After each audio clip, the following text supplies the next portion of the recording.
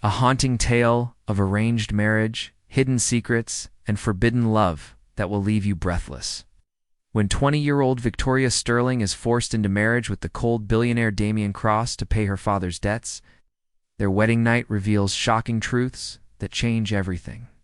Greetings, fellow dreamers. This tale is filled with love, secrets, and a twist you'll never forget. Come along as we uncover it. The chapel smelled of wilted roses and broken dreams. Victoria Sterling's fingers trembled as she gripped her grandmother's yellowed wedding dress, the fabric rough against her palms like sandpaper against silk. At 20, she had imagined her wedding day would be filled with joy, not the suffocating weight of her father's gambling debts pressing down on her chest. "Do you, Victoria, take Damian to be your lawfully wedded husband?" The priest's words echoed in the small chapel like a death sentence. 12 guests watched with the detached interest of spectators at a business merger, because that's exactly what this was.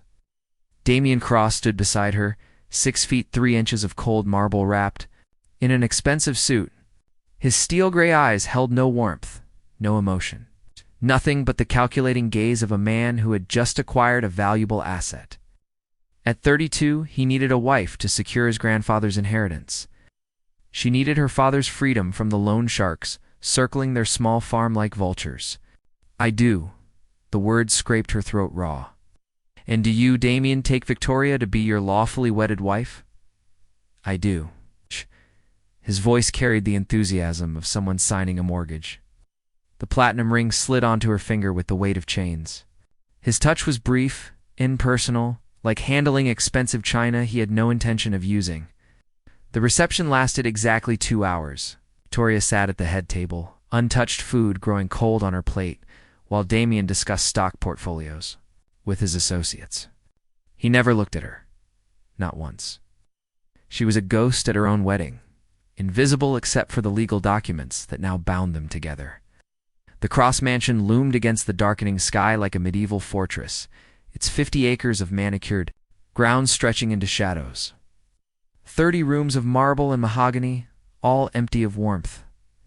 Mrs. Patterson, the elderly housekeeper, showed Victoria to the master suite with eyes full of pity that cut deeper than any blade.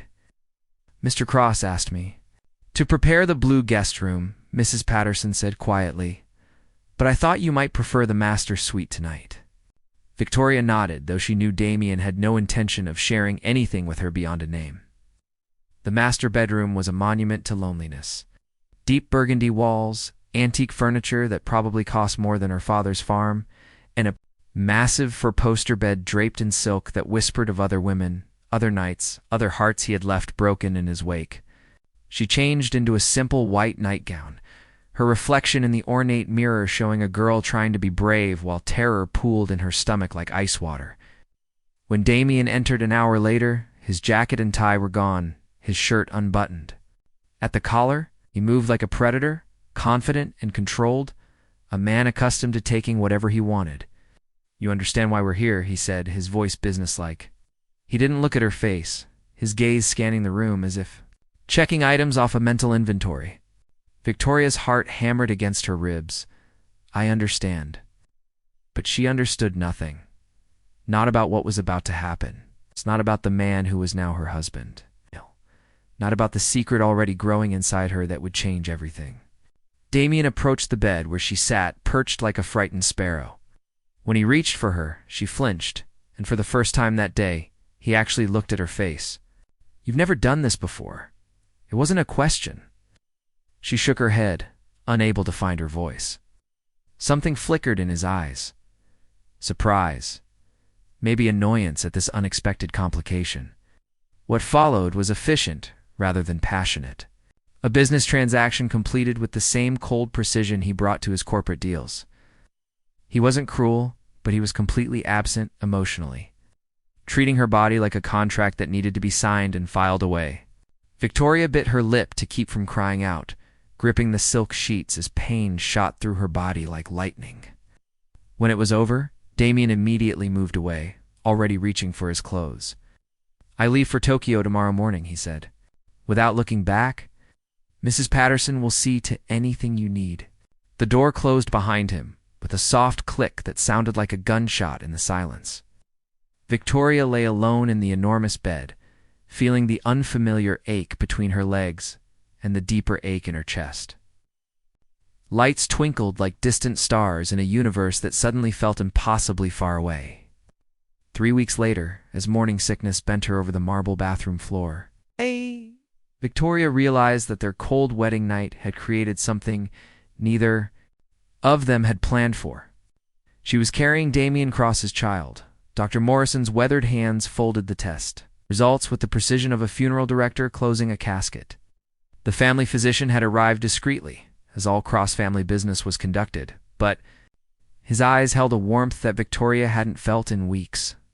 6 weeks along, he confirmed, his voice gentle. "Congratulations, Mrs. Cross." The title still felt foreign on her tongue, like speaking a language she'd never learned.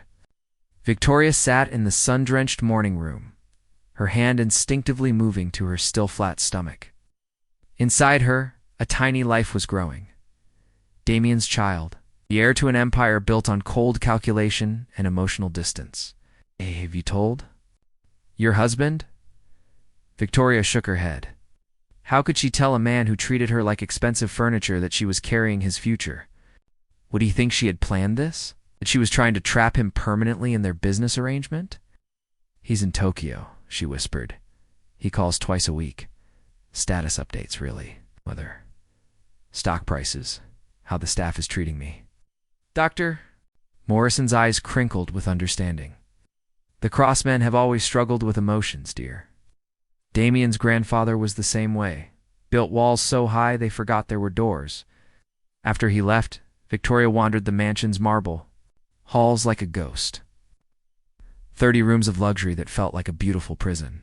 She spent hours in the library, reading about pregnancy and childbirth, preparing for a future she couldn't imagine sharing with a man who barely acknowledged her existence. Mrs. Patterson found her there one evening, curled in a leather chair with a book about infant care. "You're glowing," the housekeeper observed, settling into the chair across from her. "It's a good look on you, Mrs. Patterson. What was Damian like before he became so ... Victoria searched for the right word. Cold, the older woman's smile was sad. He wasn't always like this. His first wife, Cassandra, she nearly destroyed him. Tried to poison him for his money when she realized divorce wouldn't give her what she wanted. Victoria's blood turned to ice. Poison him. Arsenic in his coffee, small doses over months. She made it look like he was having health problems. She wanted to be a wealthy widow, not a divorced woman fighting for alimony. Mrs. Patterson's voice hardened. He only survived because she got greedy. Increased the dose too quickly. The book slipped from Victoria's fingers. What happened to her? Prison. 25 to life. Mrs. Patterson leaned forward. That was 5 years ago. Hasn't let anyone close since. Can't trust beautiful women who might want something from him, but I never wanted anything from him. No, dear. But he doesn't know that yet. That night, Victoria stood at the massive windows of the master bedroom, watching storm clouds gather over the city. Lightning flickered in the distance like camera flashes, capturing moments that would never be remembered. She pressed her palm against the cold glass, feeling smaller than she ever had in her life. The phone rang at midnight. Damian's name appeared on the screen. Victoria. His voice was crisp, businesslike. No warmth. No endearment. Double quotes. "Hello, Damian. Be extending my stay in Tokyo another 2 weeks. The negotiations are more complex than anticipated." She closed her eyes, gathering courage. "Damian, I need to tell you something. If it's about household expenses, discuss it with Mrs. Patterson. If it's about social events, decline them.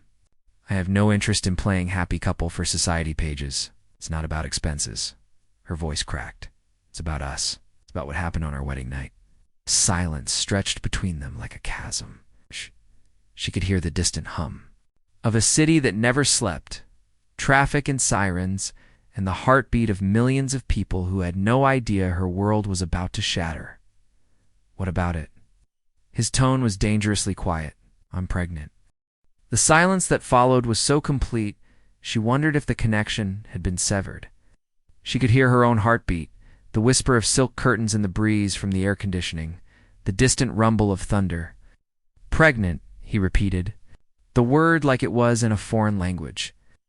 6 weeks. Dr. Morrison confirmed it today. Convenient timing. The word hit her like a physical blow. Convenient? How long have you known? I just found out today. I've been sick for a week, and Mrs. Patterson suggested I see the doctor, and you're certain it's mine. Victoria's grip on the phone tightened until her knuckles turned white. I was a virgin on our wedding night. You know that? You were there? Virginity can be faked. Not the way mine was. Her voice turned sharp, defensive. You saw the blood. You felt how tight I was. You know I'd never been touched. This dude, blood can be fake too. Tight can be an act. The accusation hung in the air like poison gas, suffocating her. Victoria sank onto the edge of the bed, her free hand moving protectively to her stomach. You really think I planned this? She whispered. That I somehow orchestrated getting pregnant during the 2 minutes you spent inside me? I think women have done more elaborate things for less money. I don't want your money, Damian. I never did. Everyone wants something, Victoria. The question is what your price is. My price was my father's freedom from the loan sharks who were going to kill him. That debt is paid. I don't need anything else from you, except 18 years of child support and a claim to the Cross inheritance. Victoria stood up, anger, finally overriding hurt. You know what? Don't come back from Tokyo. Don't acknowledge this child. I'll raise it myself. You'll do no such thing. Any child carrying cross blood will be raised as a cross under my roof with my rules. Then you'd better learn to trust your wife, because I'm not going anywhere. She hung up the phone and immediately regretted it. Outside, thunder crashed like the sound of her marriage falling apart before it had ever really begun.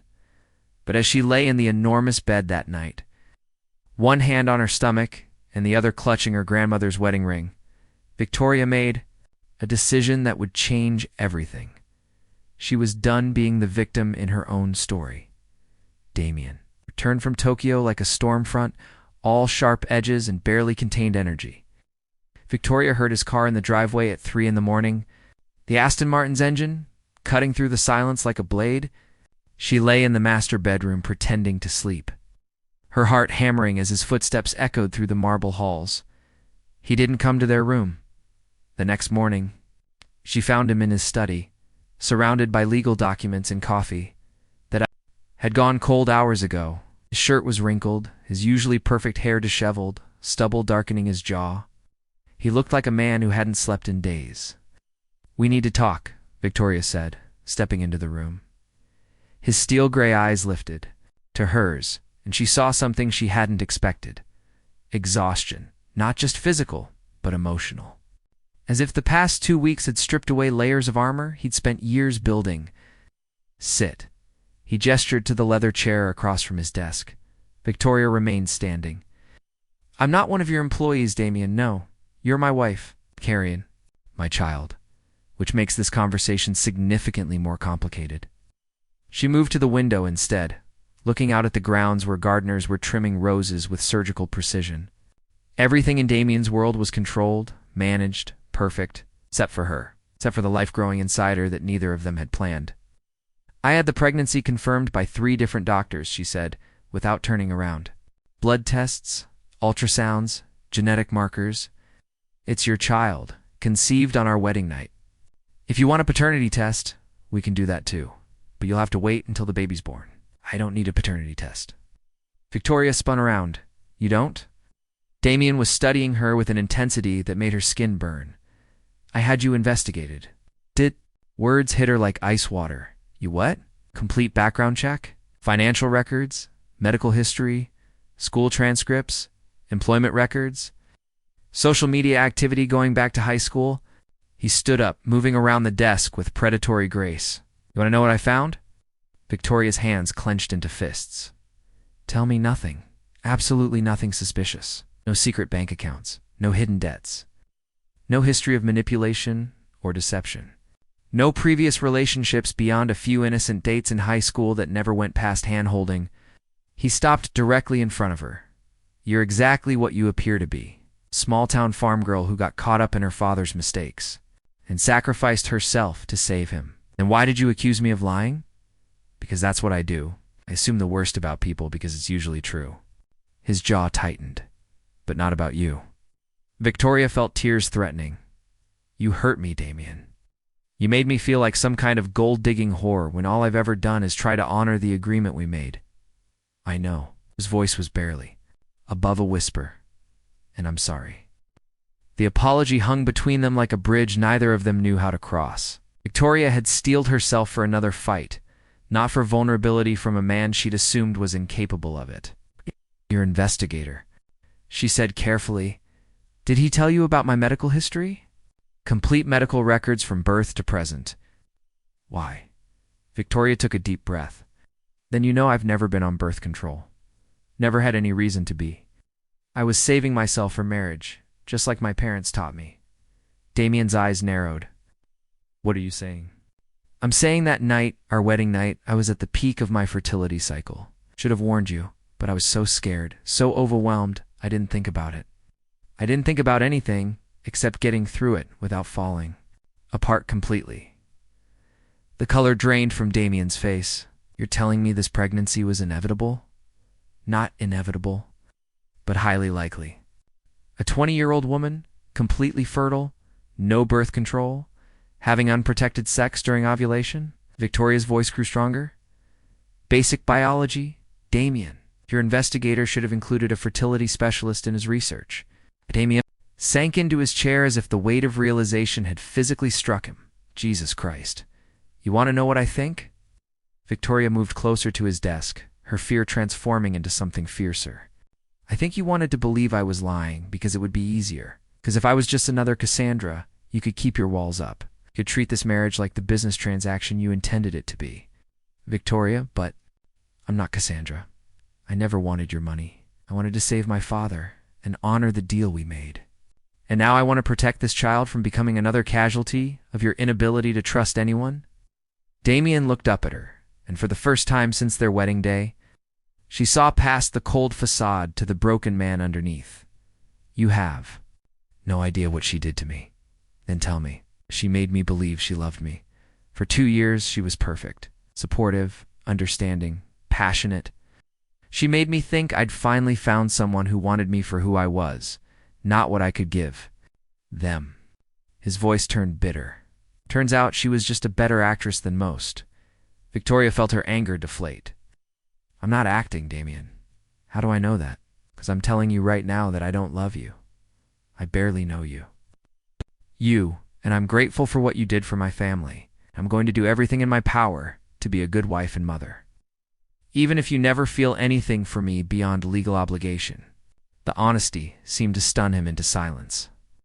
I'm not trying to trap you, Victoria continued. I'm not trying to manipulate you. I'm just trying to figure out how to make this work for all three of us. All three? She placed her hand on her stomach. You, me, and this baby who didn't ask to be conceived into a marriage without love. Damian stared at her hand, and she saw something shift in his expression. Not love, not yet, but something softer than the cold calculation she'd grown accustomed. There's something else, he said quietly. What? The reason I needed a wife? It wasn't just about my grandfather's inheritance. He met her eyes. He's dying. Cancer. 6 months, maybe less. He wanted to see me married, settled, with the possibility of carrying on the family name before he dies. Victoria's breath caught. You're going to be a father and lose your grandfather at the same time. Looks that way. The weight of it settled over her like a blanket. This man who trusted no one was about to become responsible for a child while losing the only family he had left. Damian, she said softly, what do you need from me? He looked at her as if the question had never occurred to him, as if no one had ever asked what he needed instead of what he could provide. I don't know, he admitted. Well, when you figure it out, I'll be here. Victoria turned to leave, but his voice stopped her at the door. Victoria? Yes. Thank you for being honest. For not running when I accused you of lying. For staying when any sane woman would have left. She looked back at him, this complicated man who was her husband, the father of her child, and still very much a stranger. Where would I run to, Damian? This is my home now. You're my family now, whether you like it or not. As she left the study, Victoria didn't see the way Damian's carefully constructed walls began to crack, or how he pressed his hand to his chest. as if something inside had shifted and settled into a place it had never been before. But she would learn soon enough that even cracked walls could still collapse without warning. 3 months into her pregnancy, Victoria discovered that love could bloom even in the coldest soil. It started with small things.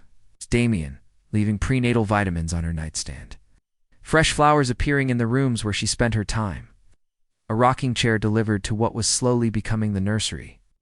Antique and beautiful, with a note in his precise handwriting, "This was mine." From my mother, he began joining her for dinner. Their conversation stilted at first, then gradually warming into something that resembled friendship. He asked about the baby, about her doctor visits, about whether she was comfortable in the house. She asked about his business, his grandfather, the childhood that had shaped him into a man who trusted no one. "My parents died when I was 12, he told her one evening as they walked through the garden. The roses were in full bloom, their perfume heavy in the summer air. Car accident. My grandfather raised me, but he was 70 years old and had no idea what to do with a grieving child. He did his best, but his best was boarding schools and trust funds and lessons about never showing weakness." Victoria's hand found his arm, a gesture that had become natural over the weeks. "I'm sorry. It was a long time ago," but his voice carried the weight of unhealed wounds. "Pain doesn't have an expiration date, Damian." He looked at her then, really looked at her, and she saw something in his eyes that made her breath catch. Not love, not yet, but the possibility of it. It's like the first green shoot pushing through winter soil. That night, for the first time since their wedding, he came to her room. "May I?" he asked, hesitating at the doorway like a man entering sacred ground. Victoria was sitting up in bed reading a book about child development, her growing belly creating a small mountain under the silk sheets.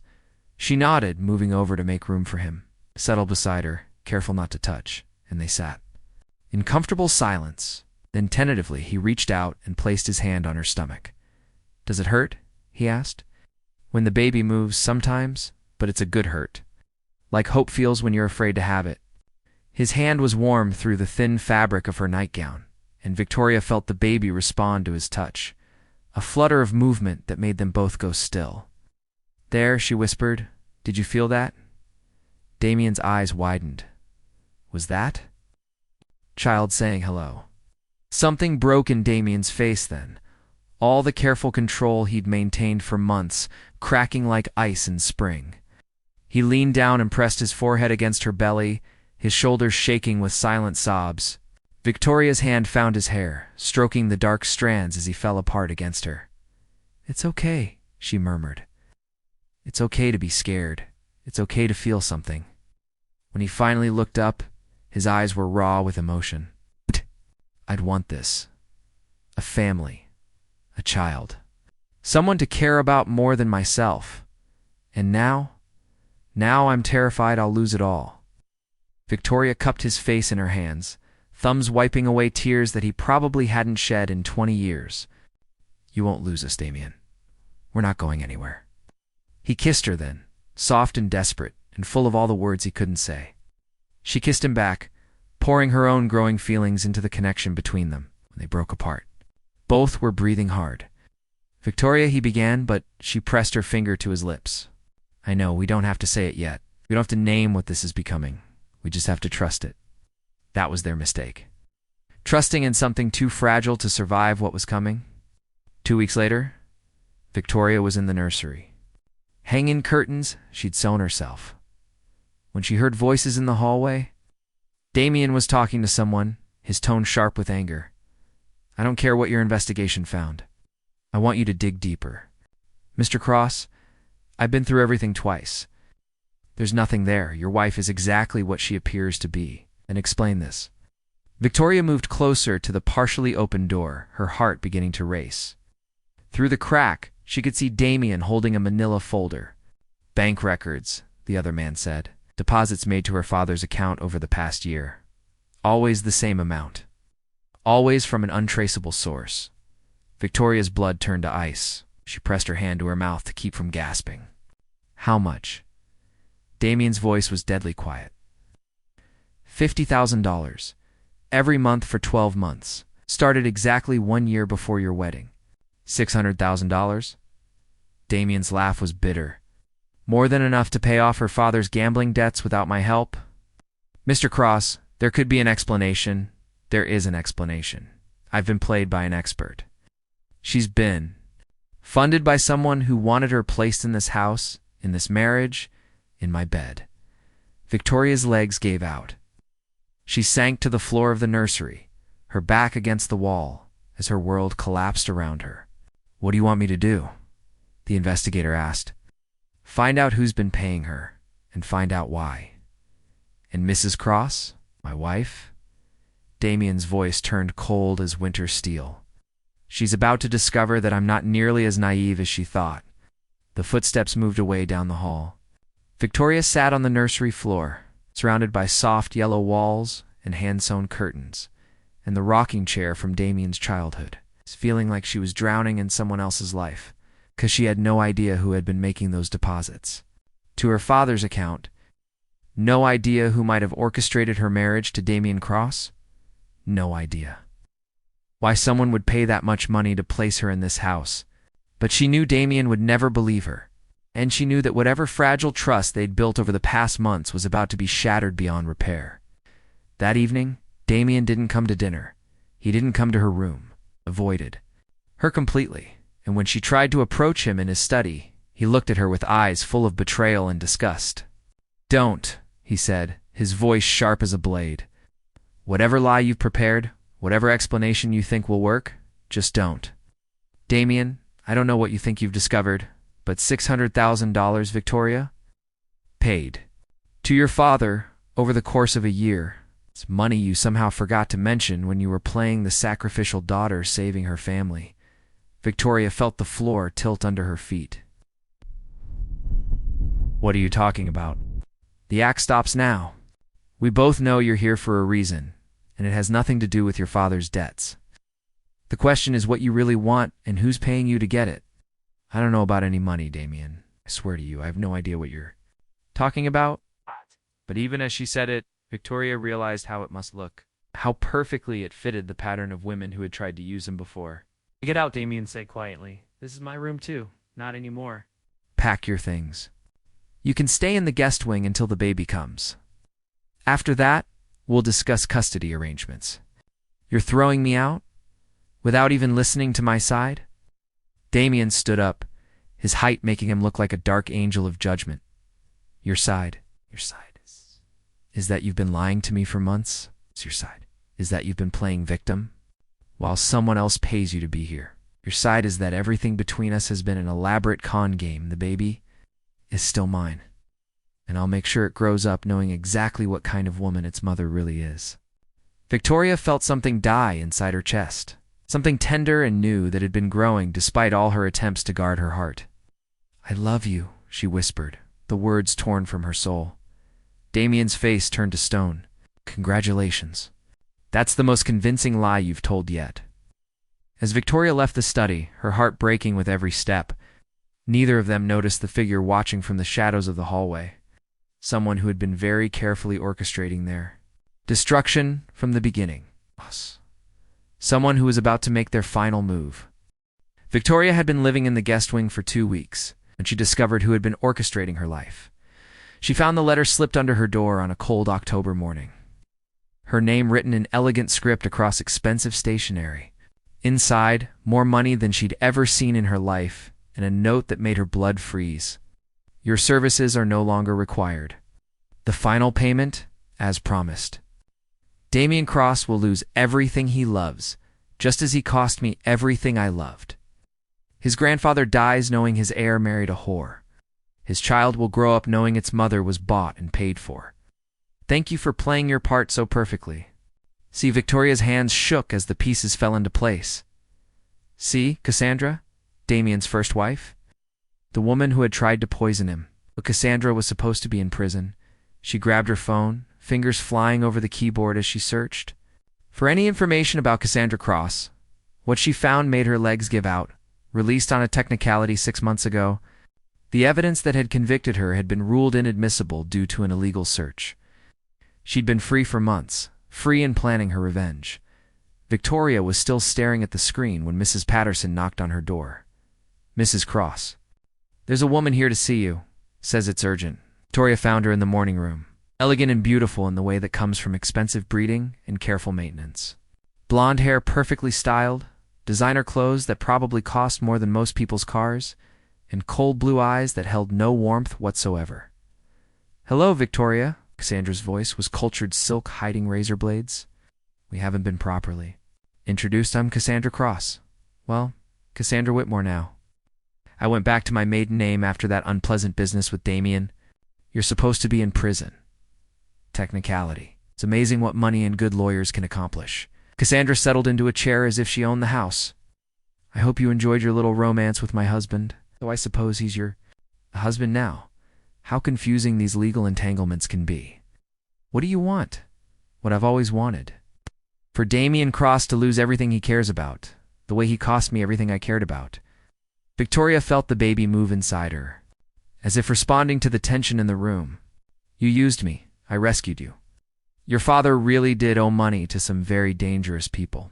I simply paid off his debts and gave you a way out of that horrible little farm life." Cassandra's smile was sharp as broken glass, though I must admit, I never expected you to fall for him. It was delicious bonus entertainment. "Why are you telling me this?" "Because it's over. Damian will never trust you again. His grandfather dies next week probably, and his last memory will be of his beloved heir, married to a woman who was bought and paid for. The Cross bloodline will be tainted with scandal, and that beautiful baby you're carrying will grow up knowing exactly what its mother really is." Victoria stood up, protective instincts flaring. "My child has nothing to do with your revenge. Your child is the perfect finishing touch. Damian's heir, conceived with a whore. The irony is exquisite. I'm not a whore. No. You took money to marry him. You took money to share his bed. She took money to carry his child. What would you call that?" Victoria felt tears threatening, but she wouldn't give this woman the satisfaction of seeing her break. "I call it survival. Call it whatever helps you sleep at night." Cassandra stood, smoothing her skirt. "I'll be leaving the country tonight. New identity, new life. All paid for by the money I've been siphoning from Damian's accounts through various shell companies. I'll discover that little theft eventually, but I'll be long gone." "You're going to run away? After destroying innocent people's lives?" "Innocent?" Cassandra laughed, a sound like wind chimes in a hurricane. "Cross destroyed my life, my reputation, my future. He had me investigated, prosecuted, imprisoned, all because I wanted what was rightfully mine as his wife. You tried to poison him. I tried to make him pay attention to me. He was cold, distant, exactly like he was with you at first. I thought if he was sick, if he needed me, maybe he'd finally see me as more than a beautiful accessory." The confession hung in the air like smoke from a house fire.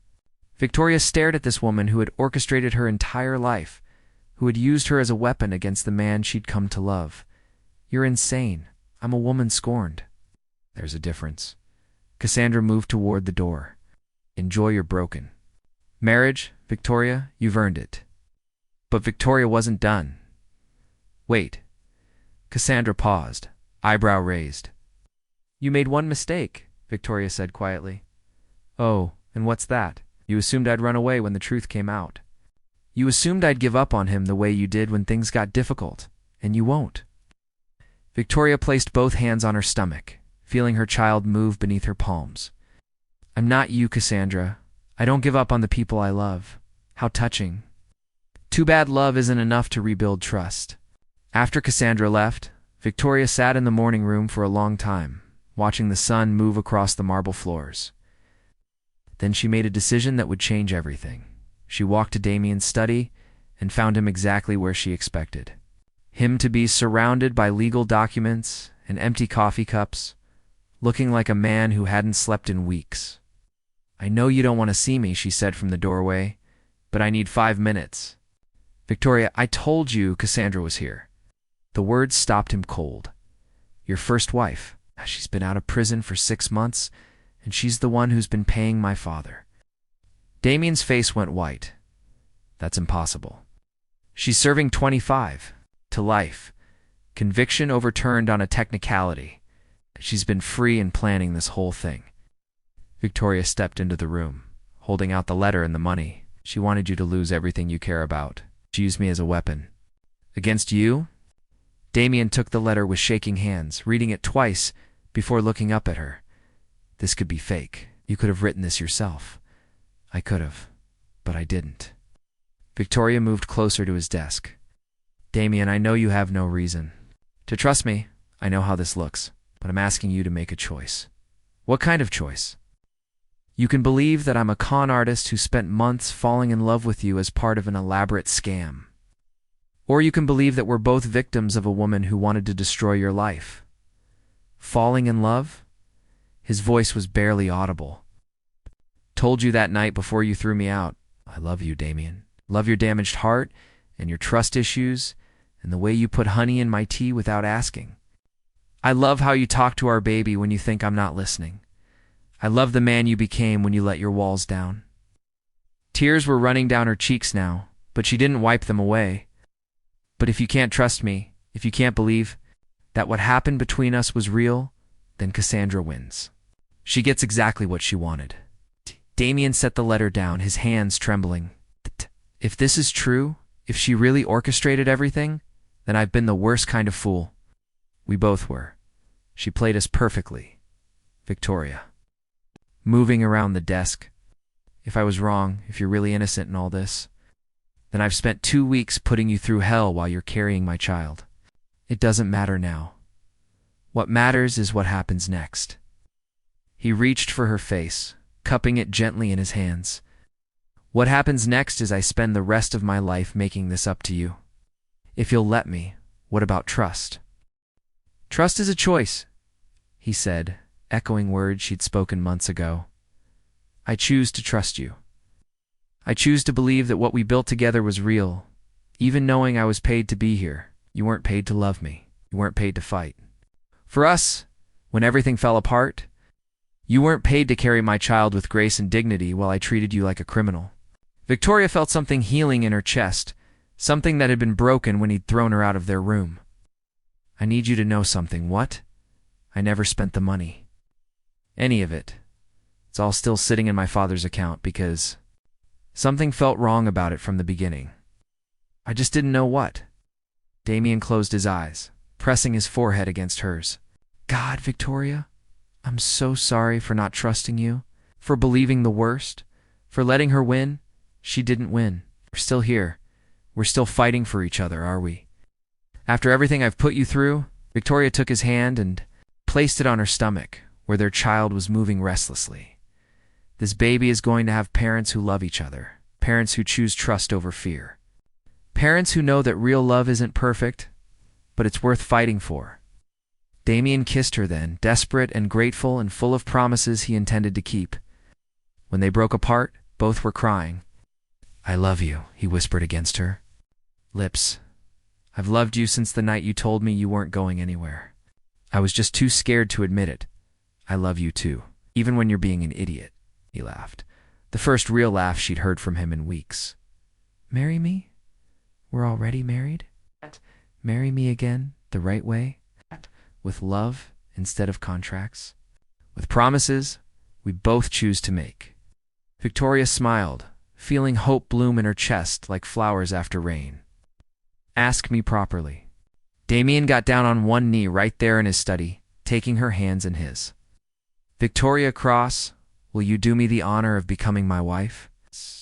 Not because you have to, not because of business arrangements or family obligations, but because you choose me, and I choose you, and we want to build a life together. Yes, she whispered. 1,000 times, yes.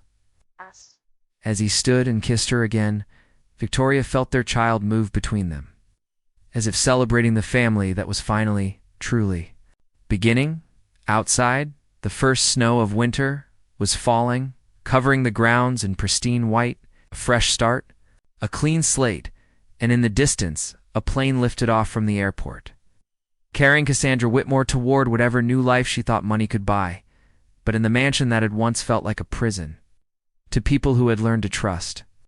Again, we're planning a future built on truth, forgiveness, the kind of love that survives even the deepest betrayals. 6 months later, When their daughter was born with Damian's gray eyes and Victoria's stubborn chin, they named her Hope. Because sometimes that's all love needs to begin. The end.